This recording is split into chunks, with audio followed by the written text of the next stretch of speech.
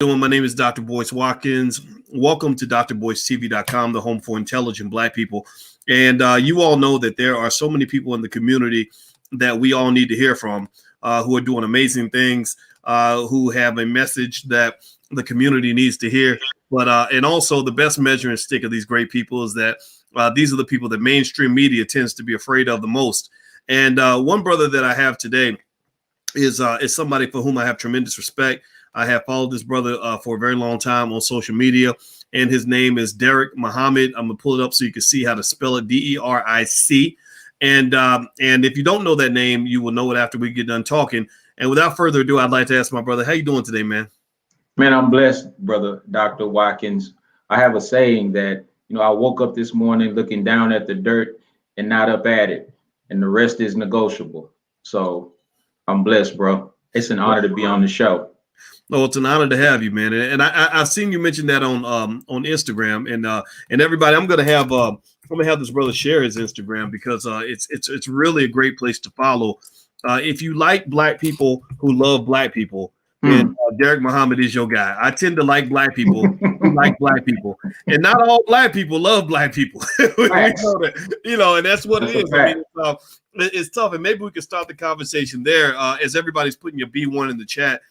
You probably are familiar, Deric. Here we live on the B1 philosophy, and it's not something I came up with. I think actually Professor Black Truth and Jason Black were using this terminology before, so I'm not going to pretend to take credit for it. But I embraced it wholeheartedly, and I made it into something that I defined in my own worldview.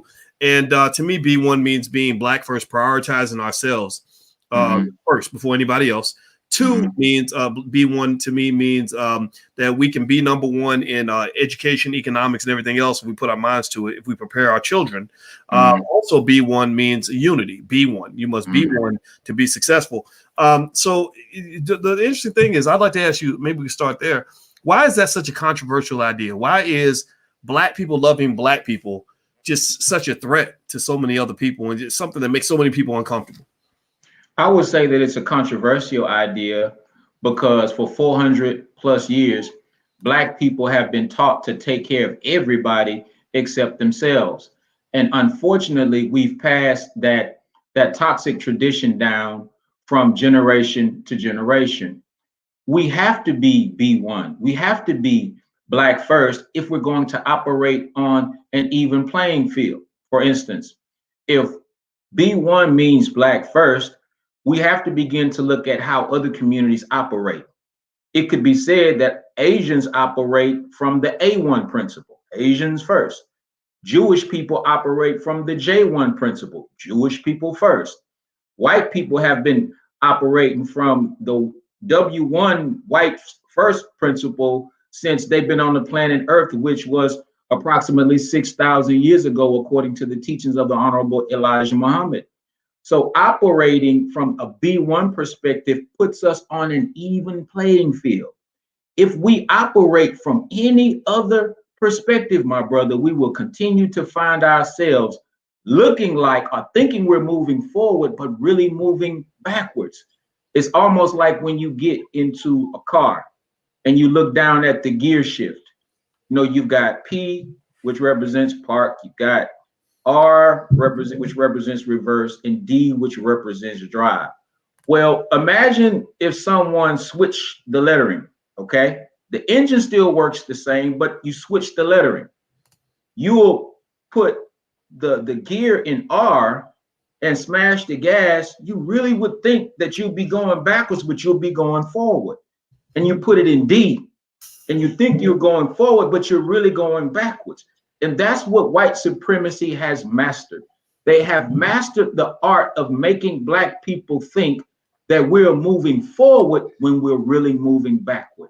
So we have got to operate from the B1 perspective if we want a future for our children. Well, I like that analogy. Moving backward when you think you're moving forward. And here's the thing: if you let's say I think I'm pro-Black, but I've been taught in the wrong way, as you said. I went to school with white supremacists at the front of the classroom who are teaching me that forward is backward and backward is forward. But I really believe I'm pro-Black. So I'm going to go hard with what I believe in. I say I'm as an educated Negro, and I'm going to go hard for the Black community. So next thing you know, because I've chosen to go hard, and because I've been taught that backward is forward and forward is backward, I'm going to go 100 miles an hour in the wrong direction. Right. You follow me? You know, and that to me is an interesting the paradox of some of us hoity-toity educated folks who you know went to school a long time and all that is we will really think we're doing something good when actually we are engaged in accelerated destruction of our people. You know, just the wrong ideas, the wrong approaches, the wrong way of doing almost everything. Like, for example, if I've been taught my whole life that the best way I can be successful as a Black man is to go work as hard as I can for a white man, then I'm going to put all my energy into building white-owned businesses and do nothing in my own community. And so the white man's rich and the Black man stays poor. But I think I've made a contribution. You know, so it almost seems to me that based on what your point is, I'd like to get your thoughts on this. That we've got to, you know, when you talk about it, think about it like a war, where you take a certain territory, you secure certain areas in the war. You know, I almost think we have to secure the educational system, and more specifically, the minds of our children. We must begin to educate our own kids if we want them to even know what it means to make progress. Exactly. I heard this one brother talk about how success is a moving target. And he gave an interesting analogy. He said that, you know, when you're 1 year old, success means your parents feed you 3 meals a day. You know, you get to cry when you want to. People bring you what you want when you cry. That's a level of success. He says when you're 5 years old, let's say 3 years old, success is sleeping through the night without wetting the bed. Then 15 years old, success is getting a girlfriend. 30 years old, success is buying a car. Like, we have all of these standards for success at different levels of life. It's a moving target. And so when you get around to being 90 years old, all of a sudden, success is getting through the night without urinating in the bed again. It's like it comes full circle. And I think that we as a people are still perfecting what it means to be pro-Black. What it meant to be pro-Black in the 1950s is different from what it means right now. Why? Because we've experimented with certain things that did not work. The desire for integration back in the 50s and the 60s, if you desired integration back then, you were considered to be pro-Black. Not today, because we already experimented with that social experiment, and we see it's one of those things that where we thought we were moving forward, but we were really going 100 miles per hour backwards. So the uniqueness of the time in which we live is that we get the opportunity to learn from all of these false flags of what it meant back then to be pro-Black. Like nowadays, I think it's clear. If we're not talking ownership, that's not pro-Black. If we're not talking ownership of land and reparations, that's not pro-Black. So I think just like success is a moving target, pro-Blackness has been a moving target for the past 5, 6, 7, 8 decades. But I think now we have a clearer picture of what it looks like. And some Negroes don't want to grasp what's in their faces, because what it means to be pro-Black today will make you uncomfortable if you still want a seat at Master's table. That's where we are right now. And if you're not willing to endure the discomfort, even if the discomfort means the sacrifice of life, bloodshed even, so that the next generation can be what the last generation could not be, then we're not on code. We're not on point. We're not as B1 as we think we are. So I think, again, the B1 concept is something that needs to be adopted nationwide, because if we're not thinking Black first, we're not pro-Black. Wow, very well said. Very well said. Everybody, I'm speaking with Mr. Deric Muhammad, and Deric and I are talking about all aspects of Blackness. I hope you all will take one moment, please, and not just say greet the brother and welcome him to the platform, but also hit the thumbs up button, hit the thumbs up, share, subscribe button. And I'm also going to put Deric's Instagram on here. And everybody who has an Instagram account, if you will go follow him, these are the people that we should be listening to. No disrespect to the rappers, but we need to listen to the thinkers. No disrespect to the athletes, but we need to hear from the revolutionaries in the community, the people that are Black first. No disrespect to anybody else, but sometimes the reason you get the wrong information is because we're listening to the wrong people. I want to elevate the smart people in the community and get rid of some of the ignorance, or at least have an alternative perspective, so that those of you who are smart and are B1 and want to be smarter don't feel like you are the outcast or the oddball. So have people tell you that you act in white because you actually love a Black woman and want to raise a healthy Black family, or if you have people think that you're being uppity because you want to read a book instead of go to the club. And a lot of us have seen that. And actually that leads me to the next topic I want to ask you about. Just this morning, my wife and I were talking about Bill Cosby, and we were kind of breaking down and explaining.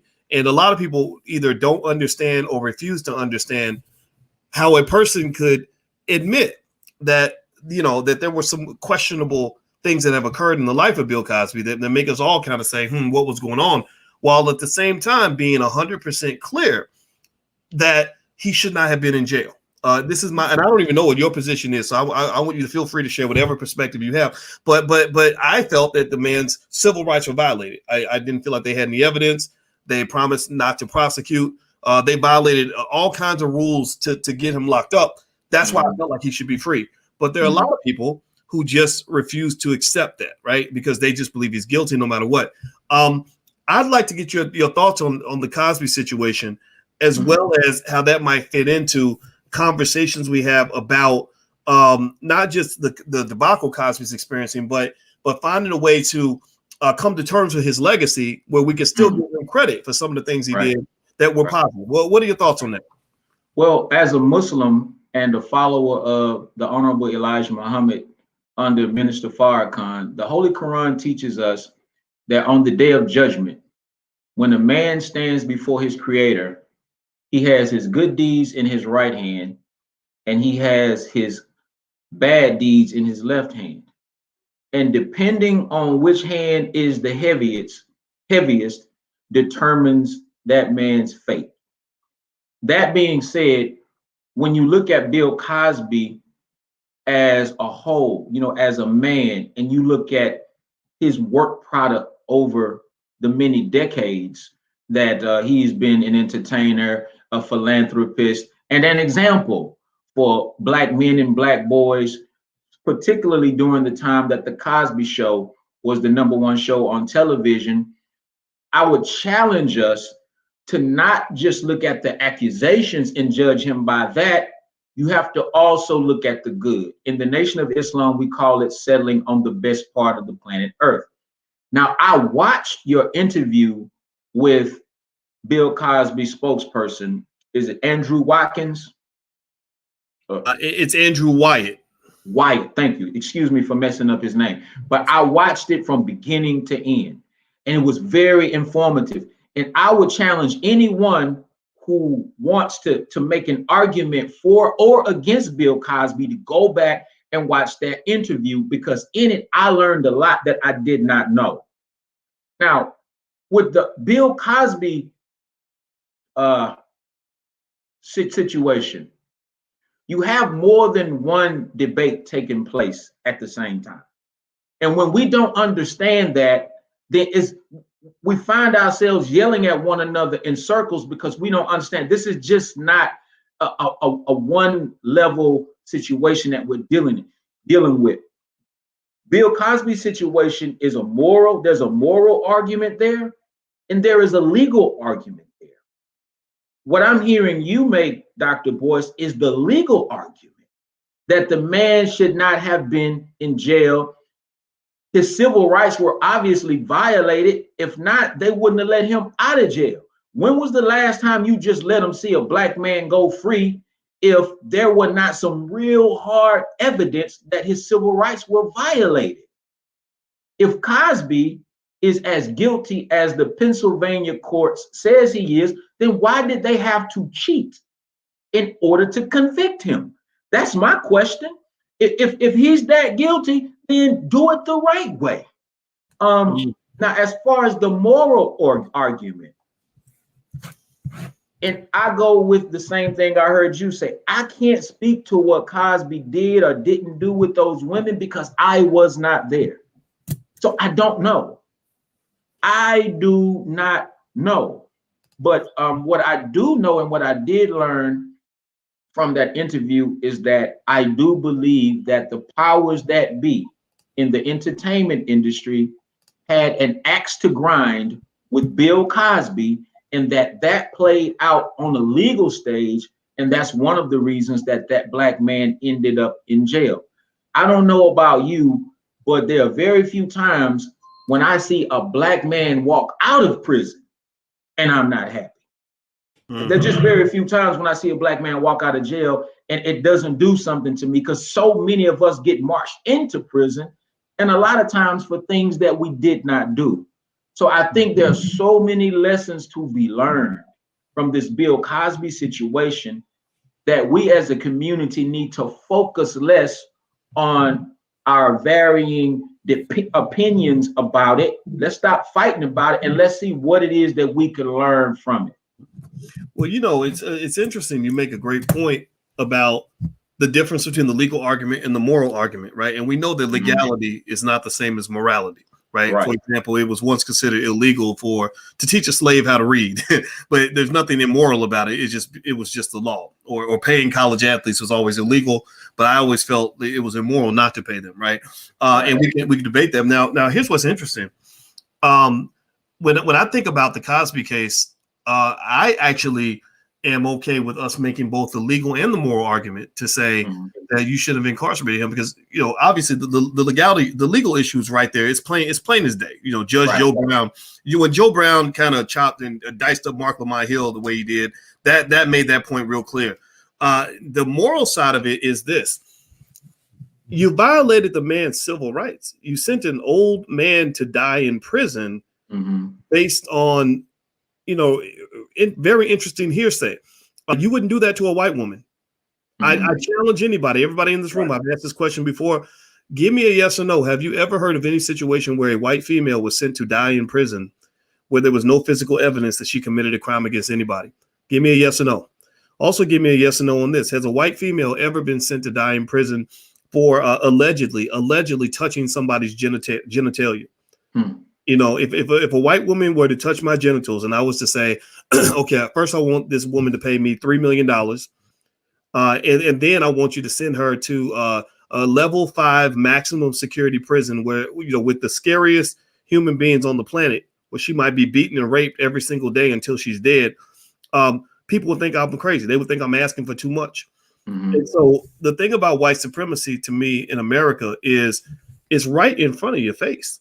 And the idea that we have black folks who claim to be civil rights activists who are openly advocating for the violation of a black man's civil rights is a perfect example of what you were talking about. How you got a lot of Negroes who think they're moving forward, but really they're moving backward.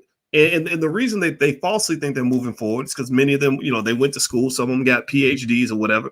And so they were educated white supremacists, and they become the perfect white supremacists because they have black skin.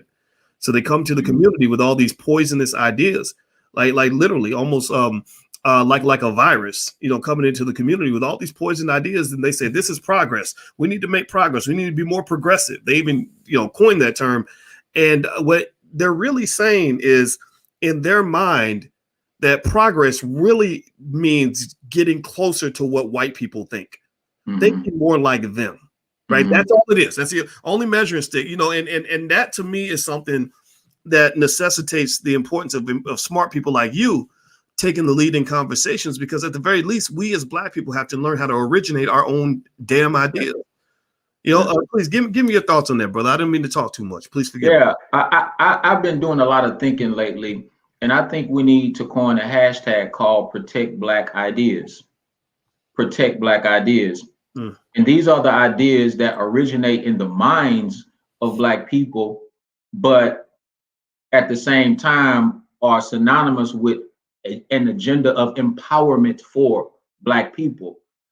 There are too many Black faces that have already been given the idea of the oppressor, and what they are, they're just talking heads for the ideas of others, not for ours. There are some so-called leaders who would probably love to be able to come out and say, you know what, we support Bill Cosby being freed from jail, but they are afraid that those who write their checks will not be pleased. Let's just call it for what it is. Let's just call it for what it is. I think, did you do a poll on your Twitter account Yes, asking I did. Yes. and could you please share with us what were the numbers? Yep. Yep. I asked the simple question. I said, do you think Bill Cosby should have been released from prison? 88% of the respondents said yes. 88%. That's fascinating, right? Because you'll never hear that on CNN or MSNBC or anywhere. Exactly. 88%. Exactly. And so if we're listening to the platforms that are controlled by some of the very people who had a vested interest in taking Bill Cosby down, then we'll never get the truth about how Black people see things and how we feel. I could actually say that maybe about 88% of the people that I've talked to. So we're happy to see him get out of jail. And this includes Black women. Most Black women that I talked to were happy to see the brother get out of jail. And I don't think that we should any longer have to explain that just because we were happy to see Bill Cosby released, that doesn't mean that we don't support Black women or that we don't support victims of sexual assault. I don't think we have to say it anymore. I think it's time out for us being bullied by these hashtags. You know, a game is being played right in front of our faces, and as long as we are operating in the field of fear, then we will always be manipulated. When Felicia Rashad came out and expressed her heartfelt desire to see her comrade and her contemporary and her brother freed from prison, she should have been able to express herself without fear of being censored and without fear of her livelihood being impacted. Do you know what's going on here? What they're operating is just a completely different form of slavery. Because on the plantation, there were certain things that you could or couldn't do, certain things that you could or could not say, lest you attract the punishment of the slave master. It's no different than what we're seeing today. And this is supposed to be America. Yeah, we're second-class citizens paying first-class taxes. She should be able to say that she support her brother, whether she's right or wrong. That is her constitutional right.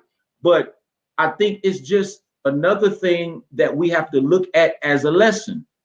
Number one, if they can do it to Bill Cosby, they can damn sure do it to your son or your grandson or your great-grandson. They can do it to any one of us. Most of us don't have the resources that Bill Cosby had.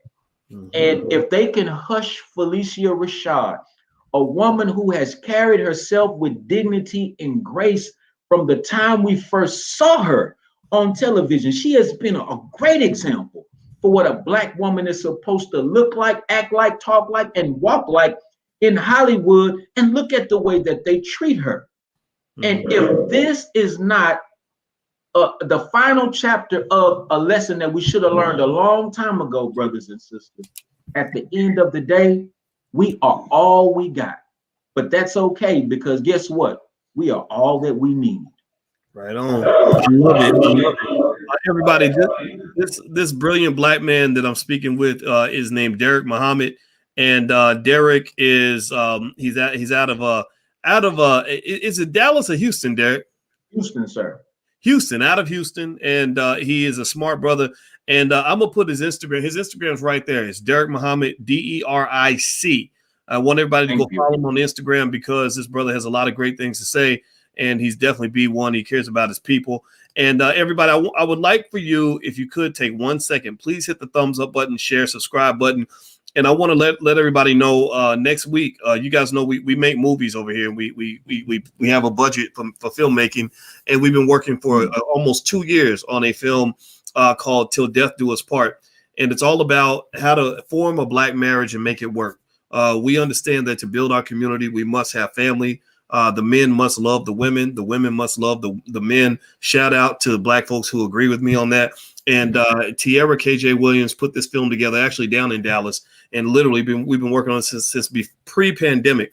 And we just got it done, and it's excellent. We broke it into 6 pieces, and you can watch it for free. So just register at blackmovienight.net. We're going to watch it July 22nd. So that's coming up. And we're going to not just watch the movie. We're going to bring in Tierra and also bring in one of the couples that's going to give you real information on what it really takes to make your relationships work, because a lot of this advice out here is just bad advice. And I don't want you to have an unhappy life, and I want you to be able to build. And we got to build together. Okay. So everybody hit the thumbs up button. So let me dive back in there, man. You made a lot of great points when you were talking about this in terms of the treatment of Felicia Rashad. And what was really powerful is when you said that if they can do it to Bill Cosby, they can do it to your son. Well, let me tell you this, man. This is real interesting. So after I did the interview with Cosby's PR representative, Andrew Wyatt, who was really entertaining. He was a great storyteller. I mean, he was good. I didn't know he was going to be that interesting, but I loved it. And so later on that night, he reached out and he said, "Mr. Cosby would like to talk to you." And I said, "Okay, sure." You know, I'd never talked to him before. And here's what was fascinating. So my wife, you know, we grew up on the Cosby Show. You know, we think Cosby's, that what he did television wise was extraordinary. And so she tells her mother, who's about 80 years old and a little bit younger than Cosby, and then her mother tells my mother, "Oh, you know, they're going to talk to Bill Cosby today." And I noticed, and I got a chance to listen to these old school Black women. You know, I mean, these are the protectors in the community in so many ways. You know, I mean, these quality women, these are the ones that, you know, the Vicky Dillard types. I mean, these are the women that just really hold it down for us in so many ways. Been doing that since slavery, right? And I listened to them talk about Cosby, and I noticed how these women, strong women, you know, they don't tolerate things like sexual assault, none of that stuff. But they kind of had this almost like spidey sense of this X-ray vision where they could see through some of the nonsense. Like they could see through the gold diggers. They could see through some of the people that might be in those questionable situations, and they differentiate, right, in a way that America doesn't encourage people to do. Right, we're encouraged to say, okay, here's this list of alleged victims. Here's a group of people, mostly white women, who are all saying something happened, no proof of it, but they're all saying it, so it must be true, right? And they just saw right through it. They said, no, this is all silly. Most of it, we know what it is. And I noticed that, and I noticed how it's very important, I think, for us as men to make it clear that we support women in every way that we know how to. But that, you know, when you go to those other extremes, like when you say things like believe all women, that just doesn't make any sense. You know, like they literally, because you are a woman and you told me something, I'm supposed to believe is true. We know women and men are capable of lying. We know that men and women are capable of distorting what would actually happen. And I find that really fascinating that nobody else seems to really get that, or either they don't get it or they get it and they're pretending like they don't get it. Right. They're you know, so I really think what's interesting is that women like my mother are not heard in this country. I think that's the point I'm getting to. When you talk about the Cosby thing, you hear from the white female, you hear from the feminist, but you're not hearing from those women who maybe they really were victims of various forms of assault, who are saying this is a bunch of BS. What are your thoughts on what I just said? I'm not even gonna frame it as a question. I think that when we as a community are given hashtags to push and promote, we should put careful thought into what's the origin of this. I mean, think about it. If there was a woman out there who had every ambition and agenda to lie on a man, accusing him of something he didn't do in order to get the money, then I could see her creating a hashtag that says believe all women, because that could be manipulated in a way to falsely accuse a man and possibly gain some financial gain from it. Do you understand what I'm saying? These hashtags are given to us from people who already have an agenda.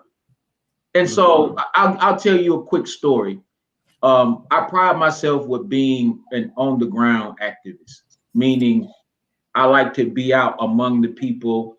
I like being able to touch the people. I love feeling the spirit of the people.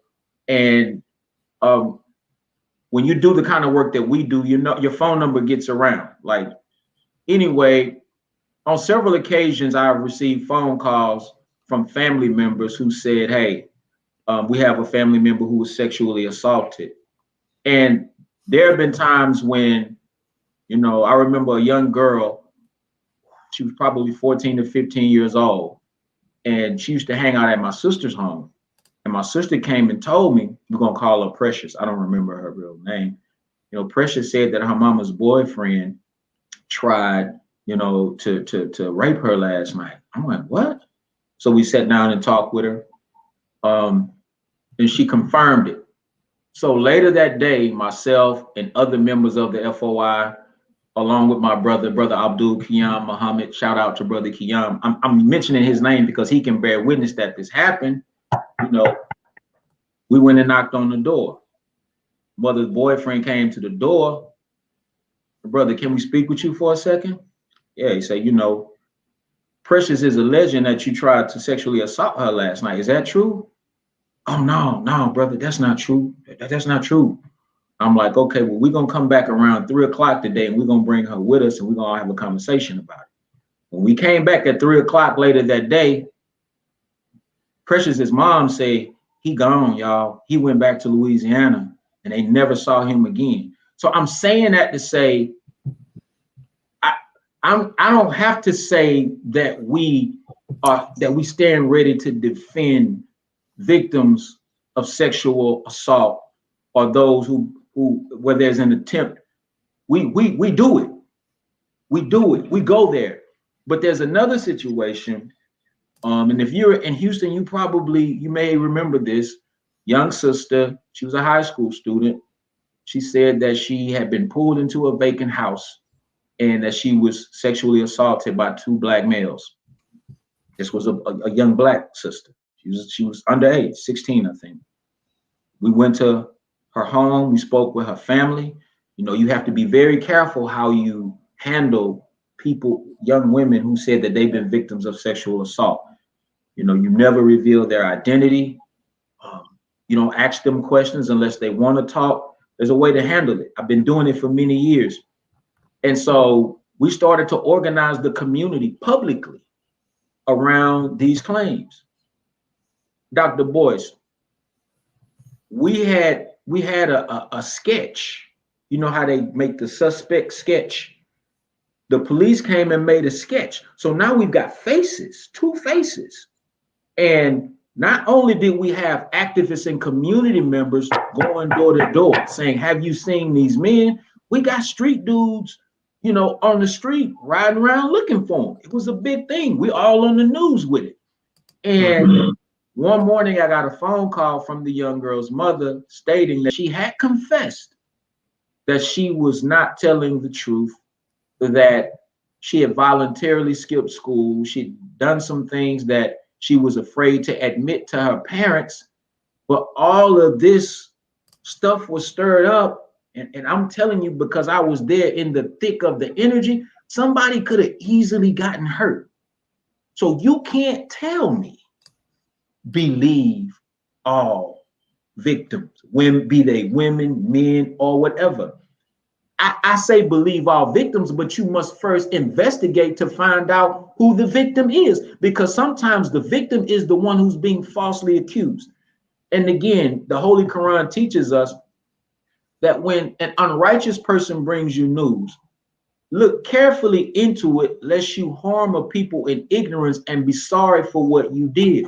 So if a woman comes to me and tells me, Brother Deric Muhammad, I've been sexually assaulted, I am inclined to believe her, but it is my duty to, after I believed her personally, I still have to investigate it and look into it. And once we arrive at truth, then we determine who the real victim is. But again, these hashtags that are given to us for diabolical purposes. Like, I don't have anything against the defund the police movement. I have nothing against it. In certain ways, I support it. Defund them, take the money from them. They ain't doing nothing with it anyway, except upholding an infrastructure where they could kill us and get away with it. But I question where that came from. Because whoever wrote it had a vested interest in writing it. Whoever wrote defund the police was probably already well positioned to take the funds that were being defunded and put it into their own coffers and run and do something with it in some other community. So we just gotta stop running off with these hashtags and using hashtags to bully one another and to bash one another without finding out if we created the hashtag and for what purpose. I hope I'm making sense, my brother. I think you're making perfect sense, and I want everybody to know that the brother that we are speaking with today is Mr. Deric Muhammad, and that's his Instagram, and that's also his Twitter. So everybody should please follow Deric Muhammad. He's a smart brother, and also take 1 second, everybody. Please hit the thumbs up button if wherever you're watching. Hit the thumbs up, share, subscribe button, all that stuff. We're building Black media. Black-owned media is critically important. One of the things that I believe, and I assume my brother agrees with me, is I mentioned it to Cosby's guy, and I've said it before. Supporting Black-owned media is very important, because when you think about a guy like a Bill Cosby, since we were talking about him, let's use him as an example. Who else is going to really preserve his legacy? Right. In an accurate, in a fair way, right? I think you can be completely fair to Cosby and still give him credit for the things that he did, right? And then challenge him on the things that that are not quite as perfect as everything else, if you know what I mean. Right. I think about, when I think about Cosby's life, I saw him making really massive donations to lots of institutions and HBCUs like no other, giving them all kinds of money, and supporting media outlets, like the NBCs. NBC probably made $1 billion off of him. He supported white universities like Temple. And I believe he did that partly because a lot of people do philanthropy to secure their legacy, right? Like, these are supposed to be the guardians of Bill Cosby's legacy and his family empire, right? Well, all of those people ran and ducked and hid when the heat got a little bit too hot. His advisor, was even speaking very candidly. I was very surprised by this, about Al Sharpton and other people who were all in this corner before. But when the heat got too hot, they ain't returning phone calls no more, none of that. And I would say that when you look at Black folks out here that are untethered to the system, that I'm talking about the free Black people. I know people make jokes all the time because the conspiracy theory is that I'm secretly being controlled by the government or by an Asian man or by a white man. There is no strings in my back, right? I can say whatever I want. And I said, I will always return your phone call, because I'm not scared of any of these people. I think those are the institutions we must support. I would love it if maybe for the rest of Cosby's life, he takes that $500 million fortune. They didn't take all his money. He's still doing very well. I would love to see him writing $10, $20, $30 million checks to Black-owned schools run by Black educators in the Black community, so that they don't have to ask for money from the government. They don't need money from corporate America. They don't need money from the Democrats. They are able to operate independently, right? I would love to see some resources, and it's not just Cosby. I'm talking about anybody. Go toward independent Black-owned media outlets, so that we can broadcast our message to millions of people, just like CNN and MSNBC and Fox News can, right? Because at the end of the day, I think Cosby's legacy is going to be preserved by people like us. I don't see a lot of people saying the things that you and I are saying. I mean, y'all give me a yes or no in the chat. Are y'all seeing any other conversations anywhere in mainstream media where intelligent Black men are giving a fair and intelligent assessment of what happened in the Cosby case. And this isn't just Cosby, it's every other issue that goes on in the community. This is what we have to support. I'm not talking about just supporting me. I'm talking about anybody. Like this brother Deric, he's doing the work. Why are you so quick? I mean, think about this. I'm going to make this point, then I'm going to shut up because I'm talking too much. But process just how much money we spend on Popeye's chicken alone, right? And Air Jordans and supporting some rapper with 8 babies mamas who wants to kill black people for a living, or over here giving our money to because Disney made a movie that has black people in it, and then you go to a brother like yourself who really does care about the community, and I don't know where you get your support or how much you get, but I think you deserve a lot more, and so I really want us to challenge ourselves and become conscious of that economic consciousness. Everybody uses the term consciousness, but I don't think a lot of people know what it really means to be conscious. Right. Consciousness is an awareness. Are you aware of where you're putting your support, where you're putting your money? Very important. Can you speak to that, brother? What do you think? Man, I agree. I believe that economic consciousness is critical. Not only is economic consciousness critical, economic justice is something that we have to pay close attention to. When we're asking for reparations, when we're demanding reparations, we're not showing up in Washington, D.C. with a tin cup asking for a handout. Reparations is actually economic justice. We want proper compensation for the work that our ancestors have already done. That's what we want, because that is what we deserve. And so one of the reasons that I admire your platform so much, my brother, is because you deal with a plethora of issues that are critical to Black people, but at the same time, you stay focused on driving home that point that we have to get our economics together if we are ever to be free and independent.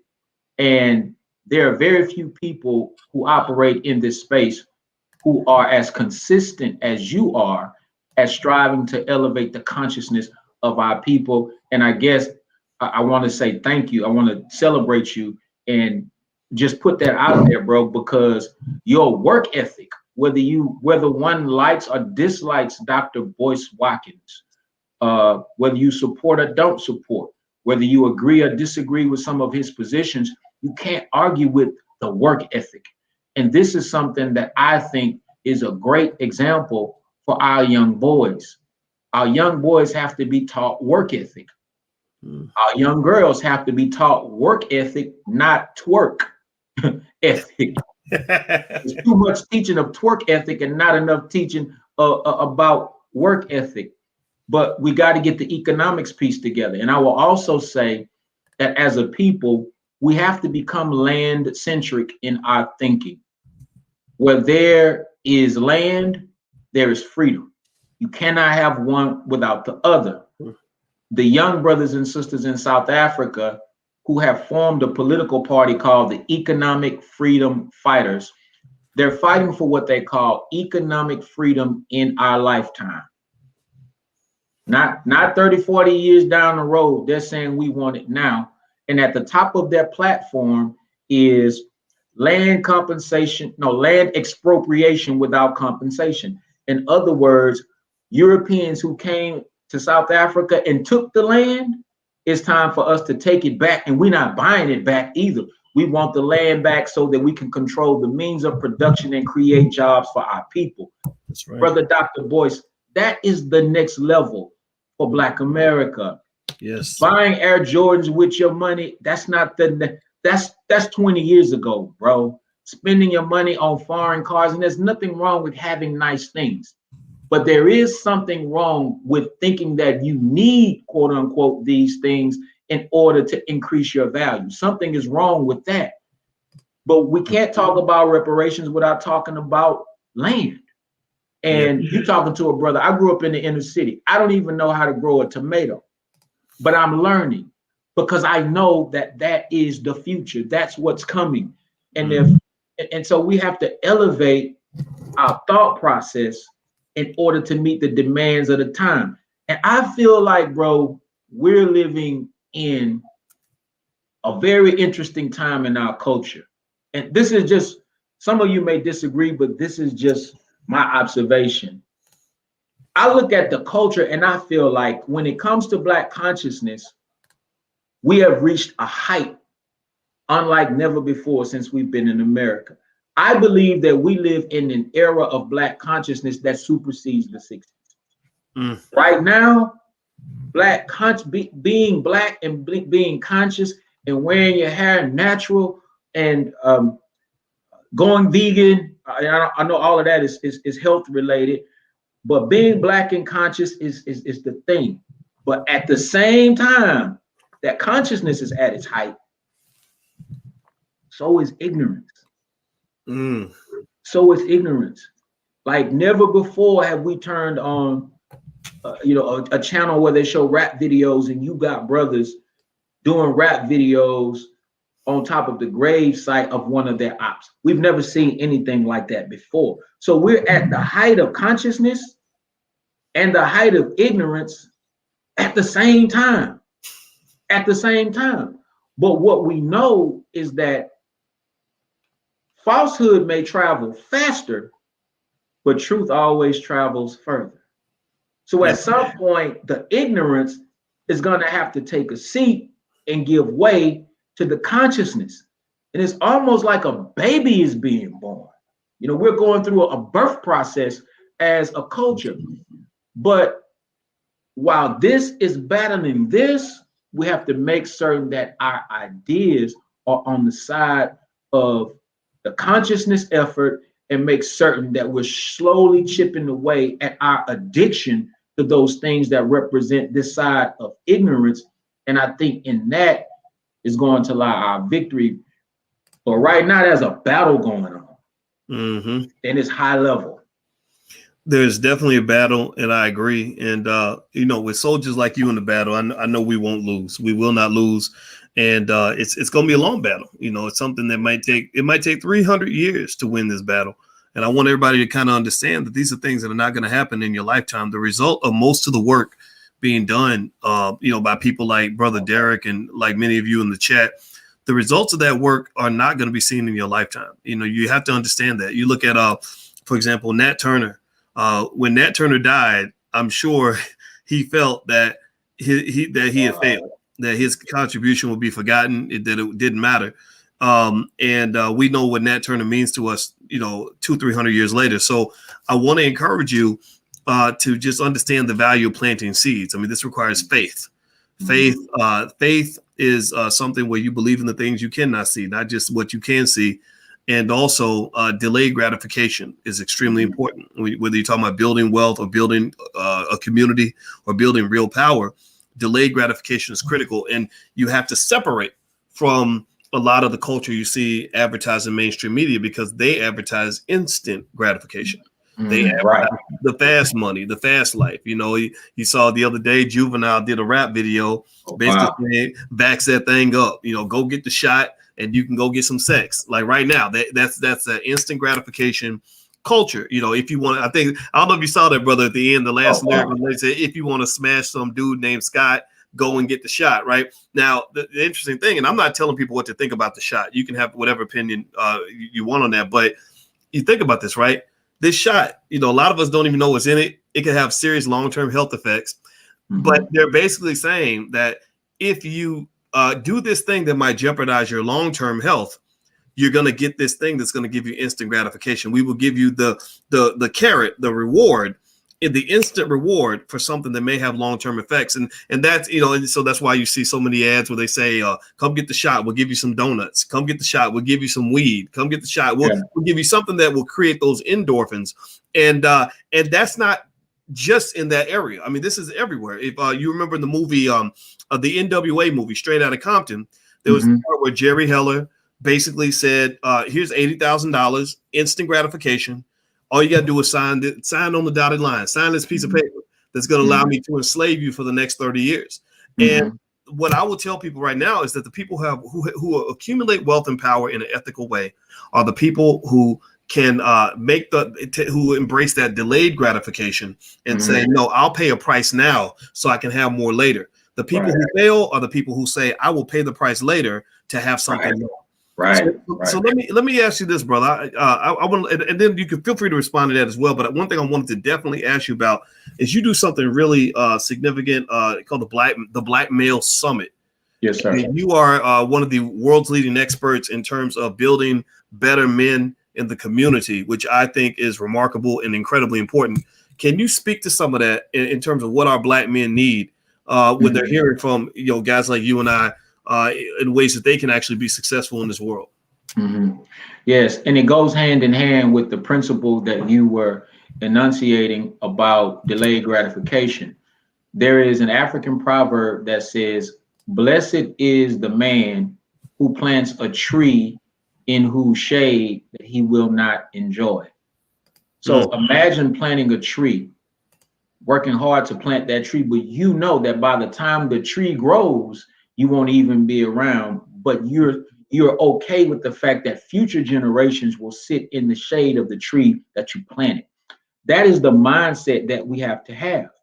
And when we have that mindset, it's easier for us to see the unique needs of Black boys in America. Let's just be clear. We are at war for the lives of our Black boys. Not only are our Black boys being targeted by the police, being targeted by the educational system, being targeted by every system in America, which all of these systems are poisoned and permeated by the demonic philosophy of white supremacy. We're also in an age where our boys are killing one another at an all-time high rate. So the other day, I got a phone call from one of the mothers of my mentees, one of my mentees, 18 years old, good boy. He's a good boy, but just got some issues in his life. But these are not issues that he himself created. These are issues that he inherited. And she started telling me some of the things he was doing, being disrespectful. So I'm like, listen, I'm on my way. Dropped what I was doing and I shot over there. And when I got there, he was outside in the front yard, pacing back and forth. And when I walked up to him and I grabbed him and I hugged him, he just melted in my arms. So this is a strong little brother. And he was just crying from the gut. And the first thing he said to me, Dr. Boyce, was, "I want to die." That was the first thing he said to me. And the way he said it to me, I knew that he meant it. Now, normally, I wouldn't share anything like this publicly. Obviously, I'm not sharing his name, but I'm sharing it publicly just to put an exclamation point on what is needed from us by our young boys. And he's not living in poverty. He's well taken care of on that end, but there's something going on the inside. And there's so much pain on the inside. And he has not been taught how to properly express it. And he needs someone that will walk shoulder to shoulder with him to be able to help him, to advise him, to let them know that they care even when he makes a mistake. So for the next few days, I had to do a lot of one-on-one, with him. And by God's grace, he's in a much better space right now. But it just bears witness to the power of the presence of a Black man in a Black boy's life. And you don't have to have, listen to me well, you don't have to have a big platform like Dr. Boyce Watkins to do so. The best work is the one-on-one work, the each one teach one work, the work that nobody sees, the conversations that nobody hears except you and that young boy, that young brother. And so I want to challenge all Black professionals, and you don't even have to be a professional. You could be a yard man, you could be a sanitation worker. You might not even have work going on right now. I don't know. But you should be pouring back into somebody. And if you're not, you're failing your community. Again, you don't have to have a big platform to do it. We have to adopt and reactivate the concept and the idea of each one teach one. And I think that is the only way that we're going to get Black boys in America to the level that they deserve to be. And that's the level that God created them to be on. And that is the level of a young God. But it's going to take some investment, bro. Right on. Well, I love it. I love it. And everybody, I want to let you all know I'm speaking with Mr. Deric Muhammad. You can follow Deric. You should follow Deric at Deric Muhammad, which is spelled on the screen. Don't spell with a K, spell it with a C. And it's one R, not two. And everything that you said has been on point, man. And I really loved it. And you and I have been Instagram, social media friends for a long time. And it literally just, God told me, reach out, bring him in. And that's what I did. There was no special occasion, nothing in particular going on. But I felt like you were one of those people that I needed to, rebuild with in a way that was, beyond simply shouting each other out on social media. Because, we shout each other out all the time. But I think that these alliances are important because I really think, unfortunately, a lot of our young men are not always getting the best advice, and my sensitivity was heightened to it when I saw a lot of guys who didn't even understand why a man would want to be a stepfather, and I did not understand that, and because I think being a stepdad is the greatest thing in the world. I'm not even really a stepdad. I'm the real dad. We don't even talk step and all that. But I was like, wait, why wouldn't you want to mentor young children? Like, this is awesome. Like, you get a chance to secure your legacy and all that. And then it hit me. Wait, I'm 50. And a lot of these guys are 25 and 26, 27 years old that are saying this. And I think that was where I said, okay, let me just go ahead and kind of break some of this down and address it head on so that we can really understand and reclaim what manhood means. And because I know that if I'd never had a father that was there for me, my biological father was not there. He was just, I can't say much about him. But I had a man that stepped in and married my mother, raised me as a own, and made that sacrifice. And I think that if I had never had that, I don't know if I would see myself as even being worthy of that. And I would probably see children and the kids in the community as more of a burden than as an opportunity. That's where you can make your investments. And so it was that influence from my father, which a lot of our kids, 76% of our kids don't have a father in the home. And I think that's sad because fathers in the house, that makes a difference. Seeing that dad every day, every morning at breakfast, all that, him constantly being, on your back about stuff like that builds a different type of boy than a guy who maybe sees his father once a year or something like that, or three times a year, whatever the number is. Right. So ultimately, I really hope that men can really embrace different aspects of manhood. I hope that the community can fight against the culture that tells women that they don't need a man. I think the man is critical for protection. I think just basic things like your children are less likely to be molested if there's a man around. Like, no one will ever touch my daughters in the house because I'm here and their father's around the corner. You're going to get hurt if you ever try something like that. But, there are situations where things happen because the protection of the father is not there. So I think that what you're doing is very important for that reason. And we really have to, in my view, have a parenthood bailout. The same way they bailed out the banks, we're going to have to bail out our families a little bit, which means that my rule is very basic. If I see a Black child that needs my help in that moment, it is my duty as a Black man to do something for that child. Right. Don't get me wrong. I ain't gonna bring you home. You ain't gonna be living in the house necessarily. But if that means I got to be your daddy for 10 minutes, then I embrace that fully because that's my job. That's my responsibility.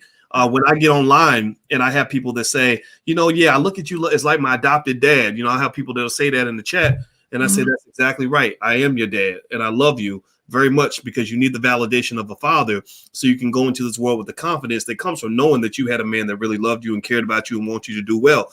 And I'm pushing that to people to say, embrace that, embrace the things that your community needs, and stop worrying about what the hell white people are telling you or what you're seeing on TV or what everybody's telling you is cool. Half that stuff that they tell you is cool, it's the same stuff that's getting you killed.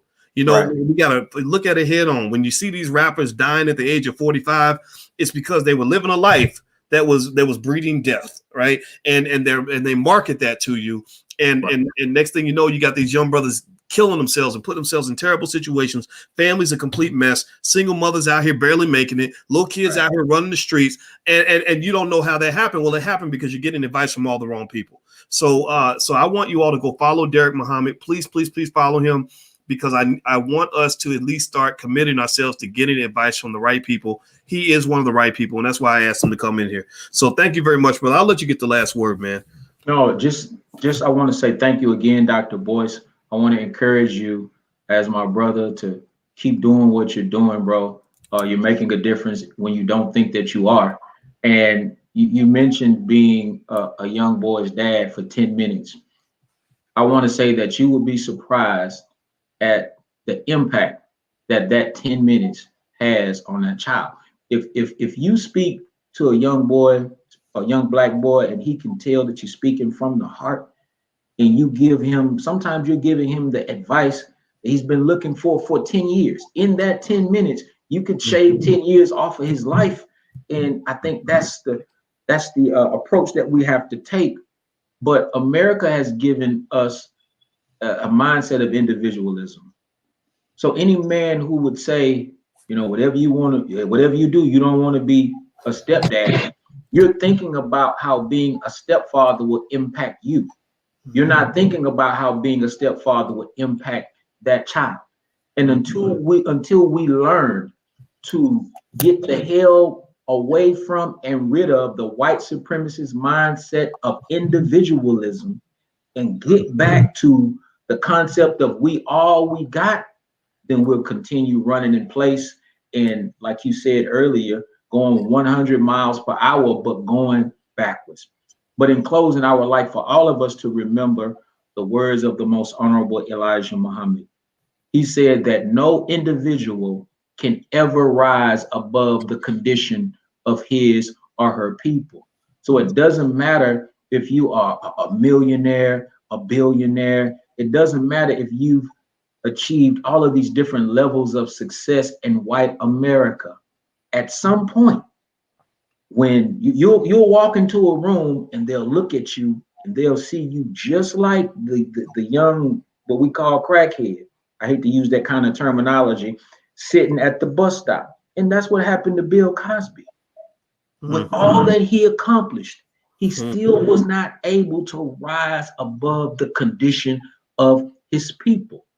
If they could do it to him, they could do it to us. And so until we start seeing one another as equals, and when I say equals, meaning the one who has the most money doesn't have more value, is not more valuable than the one who has the least money. The dark-skinned brother or sister is not more valuable than the light-skinned brother or sister. The alpha is not more valuable than the omega. The Christian is not more valuable than the Muslim, and vice versa. When we begin to unite on that B1 platform, meaning that if being black is enough for them to gang up and attack us just because we're black, then being black should be enough for us to gang up and fight the powers that want to stop our resurrection and our rise. All right. Dr. Boyce. I love it. And everybody put a B1 in the chat to let this brother know that you get what he's saying. He was right on point with that. His name is Deric Muhammad, and this is how you can follow him. Everybody follow Deric on social media. Please do that, and hit the thumbs up button if you haven't done that yet. And also, just a reminder to everybody before we head on out, you know, every Wednesday night at 8:30, I have a book club, and it's totally free, and it's part of my life class, which is also free to you, at blackkeystogreatness.com. And right now we are reading together. We're going through Dr. Claude Anderson's book, Black Labor, White Wealth. So you can go to blackkeystogreatness.com. It's a great motivational program in terms of setting goals, time management, things like that. But there's also the book club aspect, which you can join for free. And we're going to cover Black Labor, White Wealth. Then we're going to do Powernomics. Then we're going to do the Black History Reader. So if you'd like to join us Wednesday nights at 8:30, sign up at blackkeystogreatness.com. And once again, I want to say thank you very much, Deric. It was great to talk to you again, brother. All right. And everybody, please follow Deric at Deric Muhammad. Put that on screen one more time. You all have a wonderful day. God bless you. We will see you soon. Take care. Peace.